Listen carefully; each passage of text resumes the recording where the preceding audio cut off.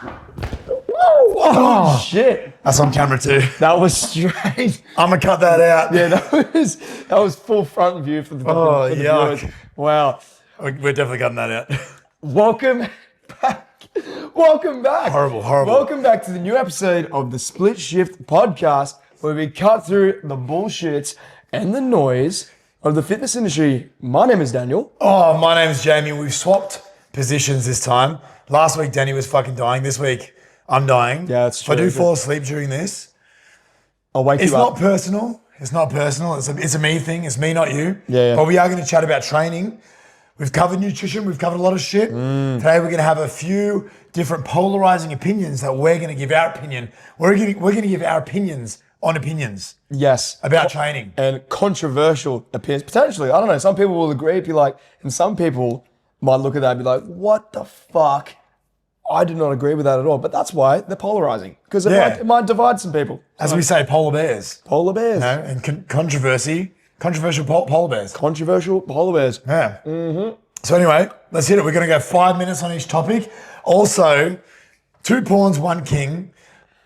I can guarantee, I want you to fucking watch. If you're listening on Spotify, jump over to YouTube, because $50 says Danny Blaz makes no moves this whole game. That's fucking this whole right. episode. It's full Pornhub right now. There's 2 pawns left. 2 pawns. Shit. We're cutting it fucking fine, right? Yeah. I'm gonna ask the first. I'm gonna say 5 the minutes. first opinion. Okay. Most people don't train hard enough to actually see results. Boom. Ooh. Thoughts? Oh, that's it depends what the result is. Exactly. Really? Yeah, it is it's a bit of a loaded question because you can take it so many ways. But if you think of fat loss, doesn't matter. it's irrelevant. It's relevant. You know? But obviously I feel like they're probably not. Depends. It is goal I feel like dependent. a lot of these questions are going to be depends. Is it not? I think, see, here's the thing, right? So I think for the majority, so for this question, I think people would benefit mostly from training harder.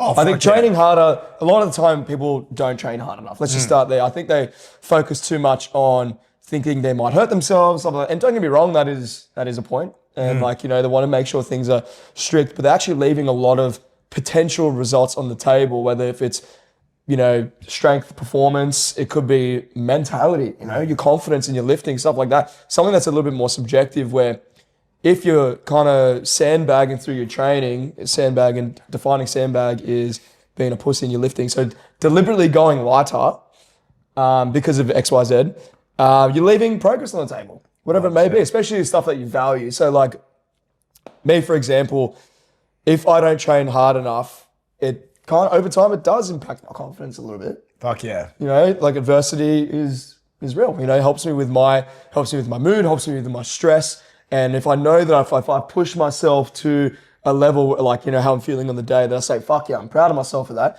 That's good for me. That's good for me physically, but also mentally. I think people don't really give themselves the opportunity to go that extra distance to see what they're capable of. Massively. And I think how we navigate that as coaches is obviously providing evidence to say, no, you can fucking do that. By continually succeeding in their lifting and stuff like that. But if you're standing there and you're like, actually, I think I trained myself hard enough, go throw on that extra plate, see what happens. Maybe do an AMRAP of the weight that you were doing for 10 reps and see how many extra you can get out. Some shit like that. Kind of test the waters to see how far can you actually push yourself. And I think also if we're going to go a little bit of a tangent on this one, I reckon this applies to doing other things. They're not pushing themselves hard enough in other things as well. So they're limiting themselves to I can't do that. It goes back to I can't run. I can't fucking do high rocks, or I can't do a class or shit like that. What do you reckon? I genuinely think that people just don't fucking know. Yeah. They don't know. Like the amount of people I've trained over the years, you can probably relate, that have trained for years and years and years and years, think they push themselves.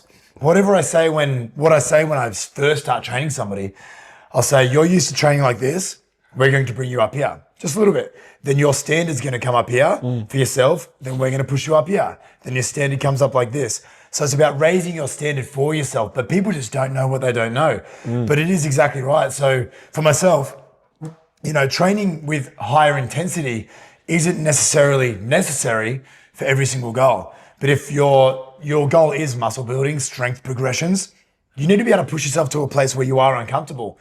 But even when somebody's goal is purely fat loss, and maybe their priority is just getting into the gym, still learning to push yourself in that, it's when somebody's pushing themselves physically, the mental benefits you're going to get from that, realizing that I can actually do uncomfortable things, make myself uncomfortable, the rest of your day feels so much easier. It's ridiculous. So I think that not pushing yourself hard enough to get results is too fucking vague. It depends what the result is. But I would say 90% of people I've coached over the 11 years I've been coaching, they just don't know. They don't know what pushing themselves looks like adequately because, like you said, they don't know correct form, so they're not confident in the execution of the exercise, so they don't want to hurt themselves. Fair. But unless you know what pushing yourself looks like, it's extremely hard. So yeah, I would agree. I would say the majority of people don't push themselves hard enough, but it depends what hard enough is. Yeah. So a lot of variables, but the benefit that you're going to receive from really exerting yourself in that thing, the confidence levels, that not only the endorphin, but the standard you set for yourself, massive benefits. I massively agree with the standard thing is that it's knowing when to raise that baseline on, and it's especially when you're absolutely right, is that when you're pushing yourself and going into that zone of uncomfortability, you're out of your bubble of what you know, you start to tolerate other hard things a bit more. Fuck yeah. You know what I mean? So it's like a really good vehicle for that time. Nice. And it's just contrast. Yeah, it is contrasting, Like even when we're looking at training, and then when you do something that's extra fucking hard, like say you've done jiu-jitsu comp, I've done a jiu-jitsu comp. I would say comparatively, when we do the marathons, I think about the jits comp because I'm like that added pressure of having to perform in front of people where somebody's going to try to kill you, that is 10 times harder than just running and taking a step after a step after a step, or doing an extra rep on a leg press. You know what I mean? So having that contrast just applies to so many different areas of your life. I love how you mentioned that. Like with the marathon for me in particular, like I use that as a contrast for like how I was mentally dealing with a lot of things really. Cause like for context in the marathon, my hip died at 35 Ks and I was limping for the last 7. Yeah. And that was the biggest, every step was in like fucking agony. I feel like someone was stabbing me. And I relate back to that where I'm like, with something that's really hard, I contrast to that. I'm like, I dealt with another 35 minutes of hobbling, like finding a bit of a pace and rhythm, and my AirPods died, or my shocks died, 2 Ks to go. And I'm like, I dealt with that. I can deal with this. I can deal with this I can deal with this shit. So it's a powerful contrast having some sort of external adversity, some sort of physical adversity. And you're like, I'm going to be okay. Yeah. You know what I mean? And starting your day with Bulgarian split squats, no meeting you will have that day, that meeting with your boss, that meeting with your shit colleague, nothing will compare to those split squats. So yeah, contrast is key. That probably doesn't really answer the question at all, but it does. Funny about Bulgarians actually, George, before we jump to the next one, funnily enough, is that something that I actually put in 95% of my clients' programs is that one exercise minimum in their own training I put in that they deliberately hate. Oh, fuck yeah. And purely for that fact, it's purely for the mental side. It's purely for, let's just say split squats, universally known as the shittest exercise. Fair enough. I still put it in the people that are just like, I fucking hate it. Why'd you put it in there? And I'm like, for these reasons exactly, because exactly you hate it. And when you overcome it, watch the benefits happen. It's true. You know what I mean? And so, you see those little voices play, telling you, I'm going to sub this out for something else. Yep. I'm going to say somebody else is using it. Yeah. It's a good time. You see those demons coming up. All right. Next one. Next question. You're not overtraining. Let's check that again. You're not overtraining. You're under recovering and under eating. Also have no voice. So husky butt. Husky is very husky. Sexy. Yeah. Sexy. You're not overtraining. You're under eating and under recovering. Massively. That's a good one. That's a true one. I agree with that. It's a little fatty. I agree with that. Train hard, but recover harder and eat the hardest. I don't know. That's my eat the hardest. Don't quote that. Don't be innuendos or anything. Eat the hardest. Eat the hardest. Oh. Yuck. Oh, go on the reel. No, I absolutely agree. One of my biggest pet peeves, and this is coach's brain, is people thinking that they got super bad DOMs, thinking that's a good workout. It's actually an indication that you've just actually had a really shit sleep. But I would say, like, for clients in the past, don't get me wrong, like, when you get sore the next day, it kind of feels good. It feels like you've done something, right? But this excessive level of DOMs and being sore all the time, it's kind of put on a pedestal to think of like, oh, I'm actually really training hard when they're probably like really stressed or they've been sleeping 4 hours a night, stuff like that. And I'm like, oh, I could barely walk. But it's actually an indication. I'm just like, no, like those are the areas that's, allowing your body to recover well, flush out that lactic acid and all that stuff is just a lot shitter. Because there was definitely times with clients, even with myself, I 100% reckon with you too, is that I've definitely cooked my legs. Or like I've smashed an area of my body thinking I'm like, I'm going to be fucked tomorrow. Had the best sleep ever. Woke up the next day, I'm like, holy shit, I'm actually not that bad. But I know it was a really good workout. So I think I definitely agree with that, is that overtraining is, it ties back to the other one. Like people think they're training hard enough and they're not, but it's just, again, contrasting to,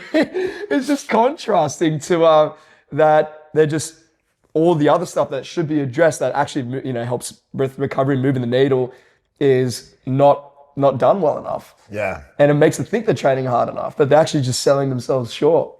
And it's frequency as well. Like, I don't know if you're the same, but I've had over the years, a lot of clients have said, oh, I don't want to do too much. I don't want to, I'm doing like 2-3 weights a week. I'm like, I don't want to overdo it. I'm like, you are at no risk of overdoing it. Don't worry, you're at no risk of overdoing it. Like, that is not going to be a problem. Base that around your lifestyle, around what your goals are, what results you want to see. But you don't need to worry about overtraining. You're definitely not overtraining, Susie. Don't worry about that. You're fucking 2 half-hour weights and not overdoing it. Don't worry. So yes, but when it does come to recovery, it's like you're looking at things like you said, stress, alcohol. Like if I have a fucking big night on the piss on a Saturday night, I'm going to be sore as fuck after every session for the next like 3 days. Straight up. No doubt. Because my body just can't recover, So when you're looking at DOMs, exactly like you said, it's like, it's not really an indicator of anything. It's just if you have a new stimulus, maybe your training frequency's increased suddenly, or you have been training less frequently. For example, I hadn't squatted in a long fucking time. I squatted again for the first time in maybe a year. A couple of weeks ago, my legs toast. The rest of the session, mediocre at best. I squatted probably 20, 30 kilos less than I was before. Fucked for like 7 days. Like fully toast. But then I did it again the next week. Heaps better. And then I did it again the next week. Barely sore at all. So training frequency is going to have a lot to do with that as well. So yes, making sure you are having adequate protein, make sure you are actually sleeping properly, hydrating, all that sort of stuff. Get your fucking stretches in, massages if you need to. Recovering is going to be key, but I don't think the majority of people have to worry about overtraining. Realistically, there are fucking definitely people that just go way too fucking hard though. And it's really fascinating seeing those people because they're like, it's awesome. Like I love all walks of life pushing themselves, especially when they're at a capacity where they're like, I know what I'm capable of. I can fucking do this. And they keep pushing, further.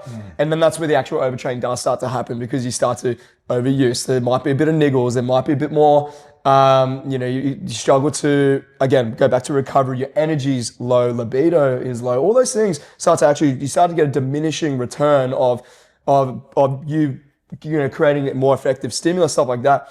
But that doesn't really happen often. That's like that's for people that's definitely centralized on, they know what they're doing, they've been doing this for a while, or again, they just haven't addressed the bigger stuff, which is stress, sleep, recovery. So, exactly. Yeah. I feel like a lot of that overtraining does come from external factors. Yeah. Stress at work, family stuff, and it's just more that like central nervous system base wearing down rather than physically your fucking biceps. Yes. Like it's more a whole central nervous experience where you're stressing yourself out at the gym, you're smashing yourself, and then you're coming home, you're fucking arguing with your kids, and then going to work and getting fucking pumped by your boss. That's exactly right. Not in a good way.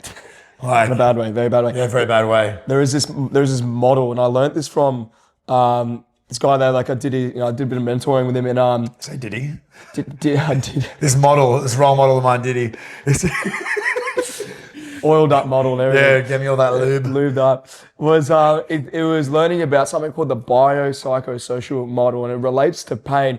People are afraid of hurting themselves in the gym, which is valid, but where pain actually comes from, like physical pain, I'm talking like niggles and injuries, stuff like that, a lot of the time it actually doesn't really happen in the gym because the gym's actually quite a controlled environment. Very linear movements. Very linear movements. You're conscious with the technique. You're very like dialed in on that, and people are very good in that. But when people do that deadlift and, hurt themselves, hurt that back, a lot of it's actually not just from the lift itself. It can be, but it's actually from this biopsychosocial principle where there is so many things that can influence that. Is your stress been higher? Has your mood been lower? Have you got thoughts? Have you been thinking about things in the moment, like any family life? All these things play into effect that can lead to that's the straw that broke the camel's back. But then people are like, "Fuck, I hurt myself. I'm never going to do that exercise again." I know it's a bit of a tangent, but you know what I mean? Like, you address the bigger stuff first, then you can start to look into training when it gets to that point. And also, if you have structure, if you have proper structure, odds are you're not going to have to worry about that. But it is like when you see people first start at the gym and they start seeing some real results, they start getting stronger, they're starting to look better.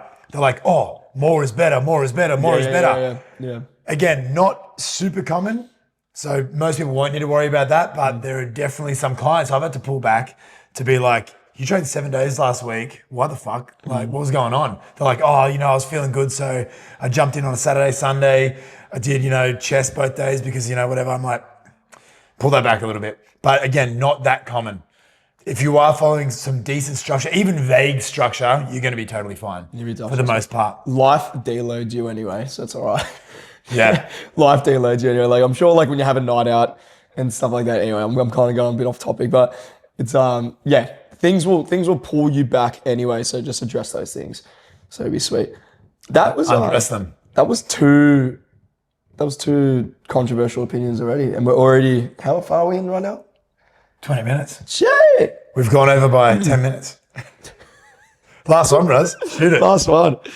We have one more. Also, remember what I said at the start? How Danny still hasn't made a fucking move? Oh, sorry. Like literally. Sorry, my bad.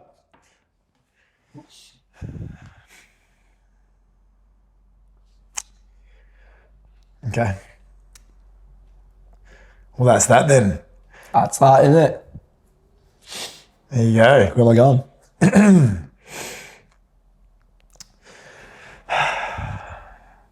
Are we going to play the thing where if you get that down there, you get a piece back? Yeah, fucking no, that's why I'm doing it. Oh, well, fuck. Sorry, man. I might as well do this then. If we're going to play that game. Oh, fuck. No, why'd you do that? Well, I have nothing else. So I have to...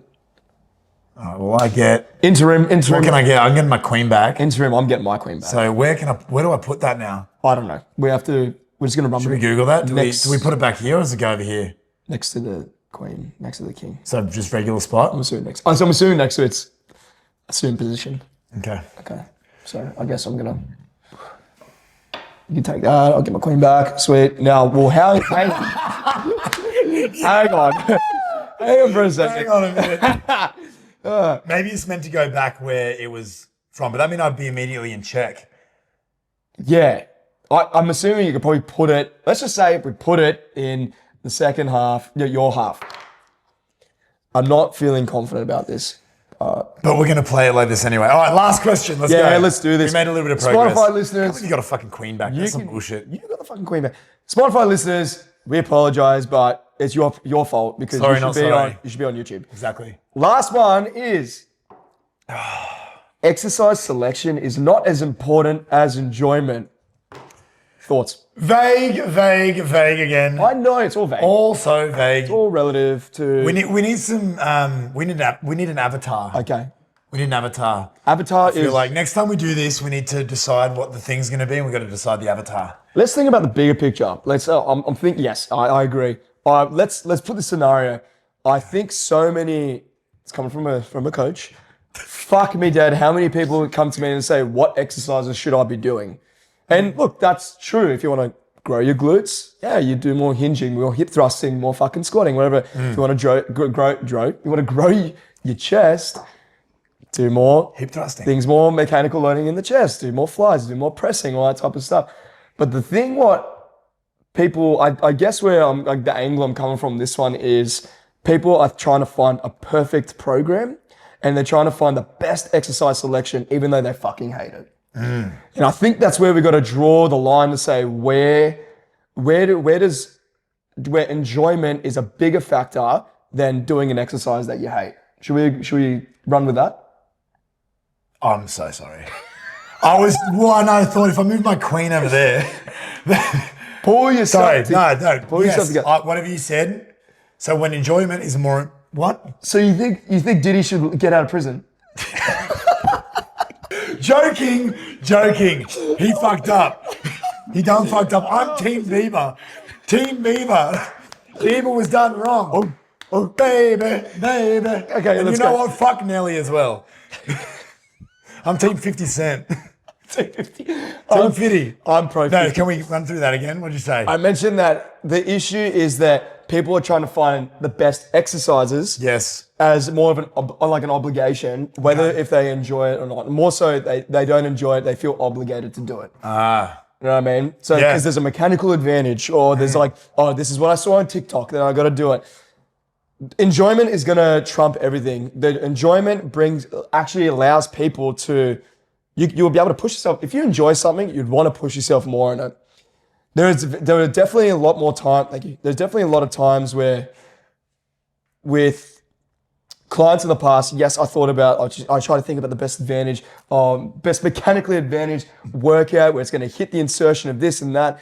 And then I come in 2 weeks later and I just said, I'm not really enjoying this. And we adjusted it to enjoyment. They're training so much harder. They're getting better results. Yes, there's a purpose in the programming or in the training, what they're doing.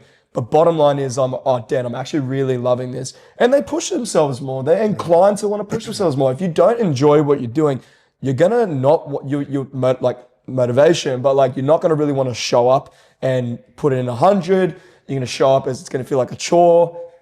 Enjoyment needs to have to some degree, it needs to be in every single program. It's not going to be enjoyable all the time, no doubt, but bottom line is, if you're looking at exercise selections or like, you're looking at your own training, avoid feeling obligated. You have to do this exercise because TikTok told you to. TikTok Stacy. Diddy said. You got an opinion on it? Diddy said, fucking big opinions on this, bro. Good. Big opinions. Not really. Like, I think, like we talk about this quite often. Even I'd bring it back to that scale I sometimes talk about with the strict to flexibility scale with food. Same deal with this. So when you're looking at, say, exercise selection, the best of the best of the best for the result, you can look at that. You're going to get the best results over here, best physical results. Over here, it's more about longevity. Being able to do the thing for long enough to actually see and maintain the result. You know, you might do this bit for 4 to 6 weeks, maybe 8 weeks if you're fucking really locked in. Longer than that, you're probably not going to do the thing if you don't enjoy it. Over here, like right over to this end of the spectrum, it's probably like you doing bicep curls every day because you just fucking love bicep curls. Yeah. We want to be somewhere in the middle, somewhere where you can go to the gym, have a good time, still be fucking challenged, still maybe do some things that you don't want to do, and that'll make you feel better about yourself, make you feel a little bit proud, be like, fuck, I actually didn't want to do that, but I did it, so that's actually really cool. And also, I'm glad I did those bicep curls because they were fun, awesome pump, you know, so, and also maybe I did that little round on the ski erg, and I thought that was a new little fun thing that I threw in, so to keep that variety happening. So exactly like you said, whenever I'm programming for a client, enjoyment is at least 50% of that product. You know, full mechanics, like the actual science behind it, is extraordinarily important. Otherwise, there's no point doing something for fun if you're not going to get a result. Correct. You may as well be doing nothing. And then also keeping variety. You know, so a lot of, I'm sure we've spoken about this before, but a lot of coaches out there will swear by just having it super fucking boring. You know, minimal fucking sets, you know, making sure that you're just doing X, Y, Z, just the foundations, and anything on top of that or anything extra is just unneeded, unnecessary. I don't agree with that at all, because what we're looking at is trying to make it exciting for the client, trying to make it functional, enjoyable, but also with enough variety so that they can actually have a little bit of spice. Because if you're doing the same thing for fucking ages, nobody's doing the same thing for a fucking very, very long time and pushing just as hard as they were at the start. So keeping that shit rotating, keeping that shit where you're still getting that physical result, you're still having a good time, but you don't really know what's coming next a lot of the time. So I was just having this chat. There was a consultation with this client I'm going to be training soon, and she mentioned, she's like, we were talking about the running through the programming, like what works for her and stuff like that. Check. That's not fun. Oh, that's not fun. Fuck. No. Oh, you can do it anyway. Fucking take it. I dare. Because we're back to the fucking screen one again. I know, literally. And she said, what about classes? Am I allowed to do classes still? And I'm like, she's like, I really enjoy them. And I said, fucking oath. Like ultimately, if it's realistic, keep in what you feel like, what you enjoy, because you're just going to keep doing it anyway. Of course, like when you're thinking about that's why lately with at least, in recent times with my programming of how I coach people is people that want to get involved into running. I'm like, am I allowed to run while I'm working on my, trying to build muscle? I'm like, well, yes, you absolutely can. If you want to keep doing it, that's absolutely awesome. I highly recommend it because running's fantastic. Can it impact the progress of building muscle a little bit? A little bit potentially, because you're kind of got your eggs in multiple baskets. But that's fine, because bottom line, you're still going to keep doing it. You're still going to say you pushed yourself, you've achieved something awesome. You can always come back to, I'm going to go hard on building muscle. There's so many, you don't have to put yourself in a box of just I have to be like this. You can go hard in powerlifting, but also you can do a bit of hyper training. And add in classes in the week. Ultimately, whenever you enjoy this purpose and it's realistic, that you can keep showing up on your good days, bad days, and everything in between. We've said that probably 100 times by now. Yeah. But it is true. Tick those off. There is no doubt you'll keep showing up. Yes. You'll keep showing up. Variety is the spice of life. Try all the things, There's no point locking yourself into one thing, because you're just going to get hell bored. Yeah. You're going to end up getting bored. I don't care who you are, unless you are planning on becoming a professional bodybuilder, a professional powerlifter, unless you're planning on having that as your job, or something that clicks over in the background. That's also fine if training isn't one of those things that really excites you and you are just doing it for the sake of it being part of who you are, which is also totally fine. Yeah. But if it is something that you really need to see progress with, mix it up. Try different shit. Base it around enjoyment, as long as it is aligned with your ideal vision. Because if it is too conflicting, you will end up resenting it. Like the runs. I really do. I have been enjoying the runs. I don't know why I said that. I fucking don't. I've just completely lied to you. I fucking hate the runs. But it's good. The social aspect of it is fun, but it does conflict with the other goals that I want, which is to get stronger, become more, aesthetically pleasing, all that sort of stuff. Jacked. Get jacked. And it's been a couple of years and I've been running a lot. So I'm very excited to, drop that or just keep that in the background, maybe once a month or once every couple of weeks, just tick it over to align my training more with my goals. Yeah. And try other things that are more based around the things that I actually value and actually care about, So yeah, find shit that excites you. Make sure the things that you're going to try still do align with your goals, but don't be scared to go off because, what's the worst that can happen? What's the worst that can happen? You go back to what you were doing before. That's Exactly fine. right. But it is about longevity. Longevity is key. If you're watching this, you know that we always talk about longevity. That is the base of this whole fucking podcast, getting results and being able to keep them. So part of that is going to be having variety and having fun, It's awesome. And you're not training hard enough. On following up with that is that bit of my context on, because I went on the running journey is that with me personally, went to powerlifting and then went into strongman, did that for a couple of years. And that was the most insane game-changing thing I've probably ever done in my life. Went up to nationals, lifted up stones, deadlifted cars. It was fucking incredible. But then that part of it, when I was so consumed that part of my life where it took up a lot of my time, it does become, the monotony started to impact me a little bit more. And And then and that's where I shifted over to running. And now like this year I'm going to be swimming, and I'm probably like at the end of the year or leading into next year, I'm going to do a triathlon because I've done that strength side, and strength is a huge value in my life that I'm never going to get rid of. That's always going to be there. But I'm dipping my toes into other things. I'm just like, I was shit at running my whole life. I'm gonna run more. And like I've been shit at swimming my whole life. I'm gonna get better at swimming. If you feel like, I want to try something, there's no issues in just giving it a crack and see how you go anyway. Because chances are you probably walk away with something pretty cool. Yeah. You get better at it. You're doing events. Be proud of yourself. You push yourself more mentally. You did something that you probably didn't want to do. You always wanted to do, but you took the leap anyway. You did the thing. So I'm going to look back 20 years down the track and say, fuck yeah, I did that running event with my friends. Yeah, that's massive as well. Creating memories. Memories. Like we're about to go run at Uluru. 6 weeks tomorrow, but who's counting? That'll be fun, running through sand. Sand. In a scene. Yeah. It'll be cool. Starting off, apparently it starts off at like 3 degrees and then could go up to like 30 degrees as we're running. So, It's going to be very interesting. But they may be the last split shift episode, potentially. We'll see. We'll find out. We'll see. We do need to wrap this up though, because it's going to fucking die. Yeah. Anyway, these are some polarizing opinions. Did you agree with them? Did you not agree with them? We hope you enjoyed this episode. We love doing these ones because it's kind of a bit more off the cuff and it's just initial thoughts. And if you want to see more of these, comment down some things on some polarizing things that you might think are controversial, because we'll fucking say it. We're going to fucking say it. If you're on YouTube, like and subscribe. If you're on Spotify, leave us a 5 stars. Comment. You can comment on both of those, put your polls in, all that cool stuff. We'd love to see them. And we've got some exciting episodes coming up with more collabs in the future. It's going to be mad. Hint, hint. We won't tell you who, but it'll be coming. And it's Tony Robbins, by the way. He's coming on. He's sitting in my living room. He's taller than you think, yeah. He's fucking huge. He's a tall guy. Hell yeah. We'll see you next week. Bye. I'm going to go have a nap.